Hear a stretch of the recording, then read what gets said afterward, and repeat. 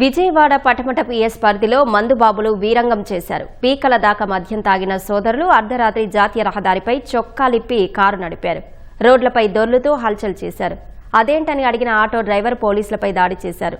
రోడ్డుపై వాహనాలను ఆపుతూ భయానక వాతావరణాన్ని సృష్టించారు. విజయవాడ చిట్టినగర్కు చెందిన బాలాజీ, వినీత్ అన్నదమ్ములు. బాలాజీ బంగారు దుకాణం, వినీత్ చెన్నైలో హోటల్ నిర్వహిస్తున్నాడు. శనివారం రాత్రి మద్యం మత్తులో చొక్కాలు విప్పి థార్ కారు డోర్లు తెరిచి నడిపారు. కారు డోర్లు వేసుకోవాలని ఓ ఆటో డ్రైవర్ సూచించగా రెచ్చిపోయారు. హైవేపై లారీలు ఆపుతూ హల్చల్ చేశారు. ట్రాఫిక్ కు అంతరాయం కలుగుతోందని వారించిన ఓ ట్రాఫిక్ కానిస్టేబుల్ పైన దాడికి పాల్పడ్డారు. విధిలో ఉన్న మహిళా పోలీసు పట్ల అసభ్యకరంగా ప్రవర్తించారు. రోడ్డుపై పడుకుని రచ్చ చేశారు. పటమట పోలీసులు వారిపై హత్యాయత్నం కేసు నమోదు చేశారు.